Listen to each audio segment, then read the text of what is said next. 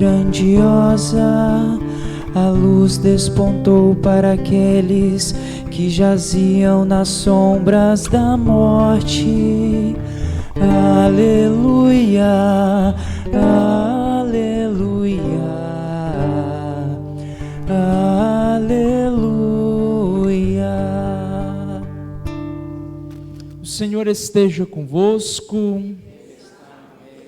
Proclamação do Evangelho de Jesus Cristo segundo Marcos.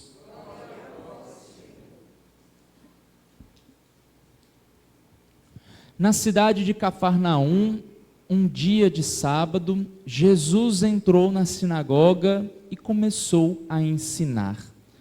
Todos ficavam admirados com o seu ensinamento, pois ensinava como quem tem autoridade, não como os mestres da lei. Estava então na sinagoga um homem possuído por um espírito mau. Ele gritou: "Que queres de nós, Jesus Nazareno? Viestes para nos destruir? Eu sei quem tu és o Santo de Deus." Jesus o intimidou: "Cala-te e sai dele." Então o espírito mau sacudiu o homem com violência, deu um grande grito e saiu. E todos ficaram muito espantados e perguntavam uns aos outros: "O que é isto? Um ensinamento novo dado com autoridade? Ele mandou até nos espíritos maus e eles obedecem." E a fama de Jesus logo se espalhou por toda parte, em toda a região da Galileia. Palavra da salvação. Queridos irmãos, a liturgia da palavra deste quarto domingo do tempo comum nos apresenta uma comunicação de Deus para o seu povo. Primeiro, pela imagem do profeta Moisés, e depois pela imagem do profeta Jesus Cristo, que não é tido somente como um profeta, mas nós bem sabemos que ele é Deus. Mas na sucessão e na linhagem do profetismo, dentro da dimensão da Sagrada Escritura, Cristo é o profeta esperado. Cristo é o profeta anunciado. Inclusive nós escutamos este anúncio na primeira leitura do livro do Deuteronômio. Moisés, se expressando ao povo, ele exclama: "O Senhor teu Deus fará surgir para ti, da tua nação e do teu meio, no meio de teus irmãos, um profeta como eu. A ele deverás escutar." Aqui Moisés está anunciando que após uma longa sucessão de profetas, e nós bem o conhecemos por meio da Sagrada Escritura, tantos que precederam depois Moisés, como Jonas, Isaías, Jeremias e tantos outros, que Jesus Cristo viria para poder cumprir aquilo que de fato estava imposto ou colocado dentro da Sagrada Escritura.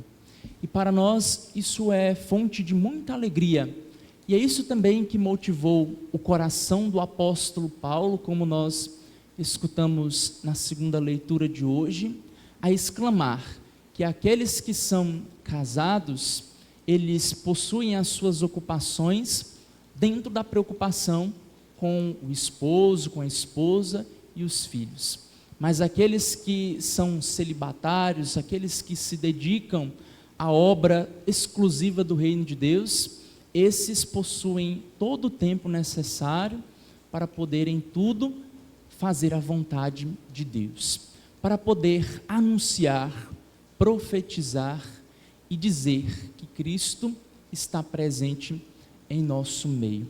Paulo, ele não renega aqui o valor daqueles que são casados, daqueles que possuem uma família, mas ele faz uma consideração sobre a importância de também haver no meio daqueles que servem a Deus aqueles que se consagram totalmente ao serviço do reino.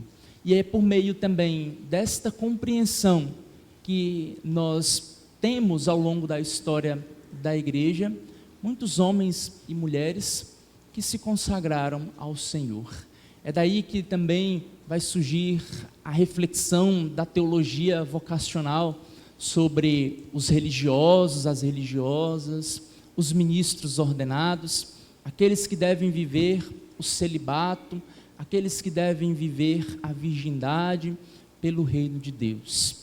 É uma construção da igreja, uma construção teológica, que muitas vezes algumas pessoas questionam, mas por que o padre não deve casar? Mas por que a freira ou o missionário não devem se casar? Por que tem que ser assim? Eu acho que não deve ser dessa forma. Mas esta realidade é aquilo que a igreja carrega consigo, fruto da sua compreensão da revelação de Deus. É claro que isso não é imposto a nós como um dogma, como nós temos os dogmas da nossa fé, quando nós sabemos que Jesus Cristo é Deus, que na Eucaristia Deus está presente, que Maria foi assunta ao céu, que ela foi concebida sem pecado original. Isso são dogmas. Agora, viver o celibato, viver a virgindade é uma disciplina da igreja. Aqueles que buscam responder à sua vocação, ser um padre, ser um religioso, um missionário, esses precisam se adequar dentro da disciplina da igreja, para poderem viver bem o ministério a eles confiados, para viver bem o profetismo. E aqui há um grande segredo diante desta realidade dos que se consagram a Deus. É por meio do celibato e da virgindade que homens e mulheres consagrados ao Senhor podem de fato profetizar, podem dizer sobre Deus, sobre aquilo que importa, sem terem medo, sem terem receios de fazer com que aqueles que o ouvem possam compreender os mistérios da salvação. É por meio desta resposta generosa a Deus, de doando-se incondicionalmente ao Senhor, que é possível fazer com que as pessoas que estão próximas a nós entendam o valor, o significado e a grandiosidade do mistério que Deus coloca no mundo. E ao mesmo tempo também, aqueles que vivem o celibato, eles já antecipam-se diante daquilo que viverão eternamente junto com Deus. Na eternidade, como nos diz a própria Sagrada Escritura e a doutrina da nossa fé, de forma alguma no céu haverá aqueles que se casam ou que se dão em casamento, mas todos viverão celibatariamente para o Senhor Deus. Todos viverão em vista de Deus, para poderem adorar. Agora vocês podem se questionar, mas por que Deus não colocou isso como uma disciplina para todos da humanidade, que todos fossem celibatários? Porque Deus, na sua liberdade, nos coloca à disposição para respondermos ao nosso chamado e assim fazermos a sua vontade, para que o mundo perceba, por meio de muitos dons, de muitos carismas, de muitos talentos, que é possível louvar ao Senhor Deus da forma que se vive, buscando em tudo a santidade, buscando fazer aquilo que o Senhor vai pedindo nas pequenas coisas, para que o reino de Deus ele se faça de modo mais visível e profundo, para que aqueles que não compreendem estas realidades possam também se encantar pelo mistério de Deus.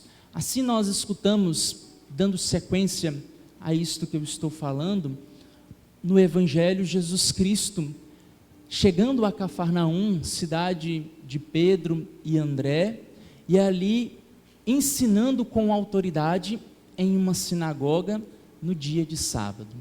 atenção para um detalhe muito precioso deste evangelho. O sábado para o judeu é um dia até hoje consagrado para poder somente estar na presença do Senhor.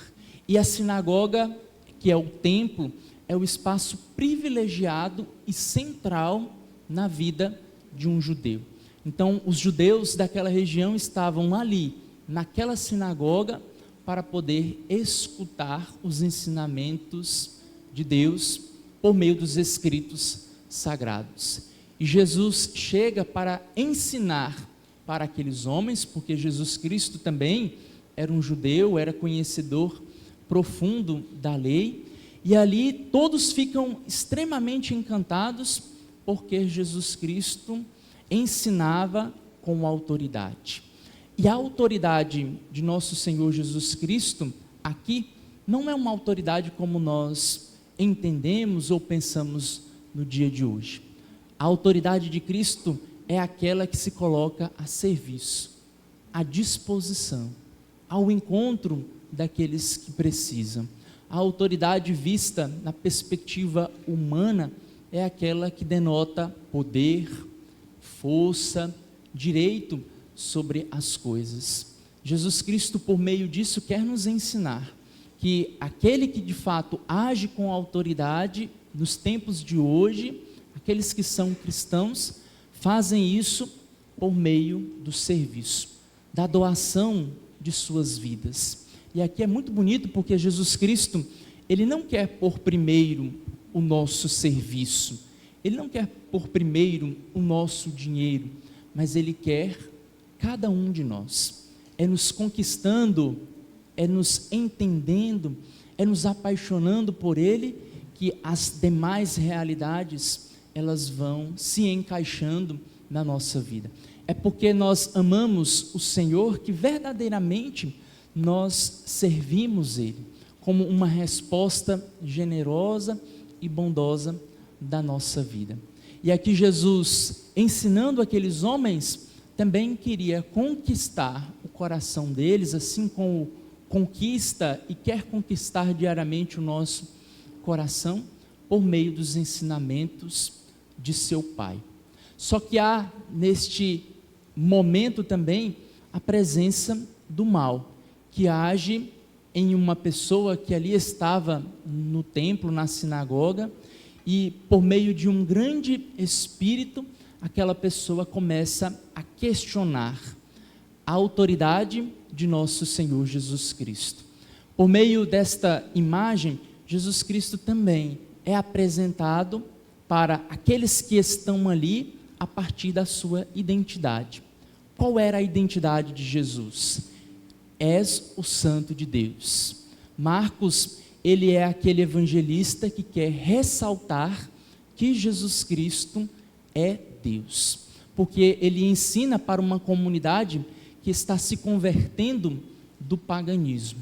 Então, mostrar desde o princípio no seu evangelho que Jesus Cristo é Deus, é fazer com que aqueles que o ouvem possam entender que ele era o profeta esperado. E porque Jesus Cristo é Deus, jamais nenhuma outra força, nenhum outro poder, até mesmo os poderes das trevas, é superior ao poder que ele exerce sobre este mundo. E nós bem sabemos disso. Nós temos consciência e clareza que o poder de Deus é maior do que qualquer coisa existente.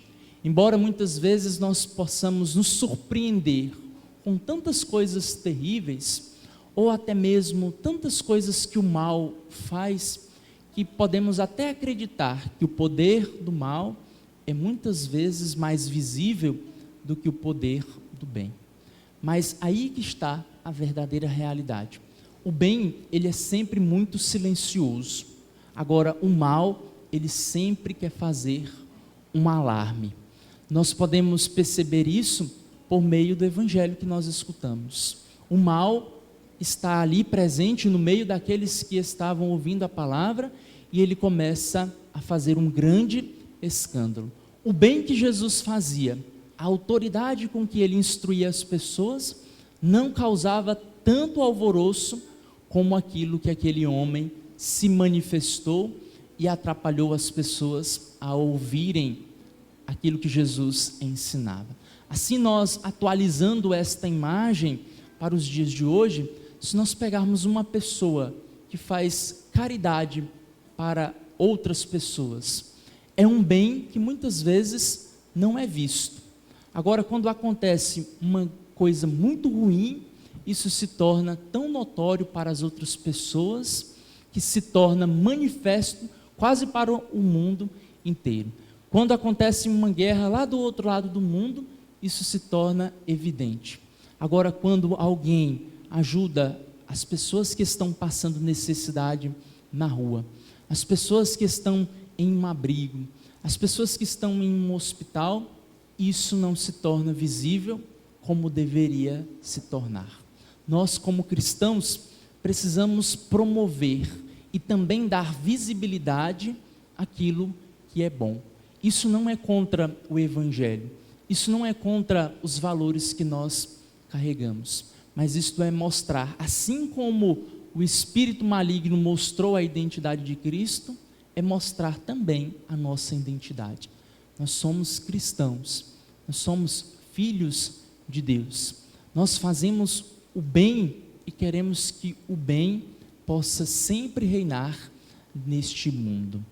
Toda a autoridade foi dada a Jesus Cristo, e também por meio do batismo que recebemos, nós também comungamos desta autoridade, do bem que vence o mal, do profetismo que vence as injustiças, da vida doada para aqueles que vivem uma vida fechada em si mesmo. É avaliando e percebendo a graça do Evangelho em nossas vidas que nós vamos conseguindo separar aquilo que é o joio e aquilo que é o trigo, como o próprio Jesus Cristo ilustra em uma parábola que nós conhecemos. Roguemos ao Senhor Deus, nesta celebração eucarística, que Ele sempre revele aos nossos corações aquilo que de fato é bom, é belo e é verdadeiro, para que o mal jamais possa ser a última palavra neste mundo, ou a última realidade evidente para os homens que estão aqui. Vamos fechar os nossos olhos por um instante e peçamos ao Senhor Deus, Pai de bondade, que nos convida a fazermos morada no seu divino coração, para que possamos nesta terra nos alegrar com a bondade que Ele concede a cada um de nós, mas também com a bondade que nós fazemos para que este mundo se torne mais justo e mais fraterno. E assim como Moisés foi capaz de anunciar que após ele viria um profeta muito maior, que também saibamos, em todos os momentos de nossa vida, anunciar que este profeta, Jesus Cristo de Nazaré, é o profeta esperado. É o Deus que nós reconhecemos em cada celebração que participamos, em cada gesto de caridade que fazemos, em cada expressão de cuidado que revelamos ao homem. Que a bem-aventurada Virgem Maria, nossa mãe, mãe da igreja, nos proteja de todas as ciladas do maligno e nos conceda, assim como Deus um dia concedeu a ela, um coração dócil e generoso, para em tudo colocarmos Deus em primeiro lugar. Louvado seja nosso Senhor Jesus Cristo, para sempre.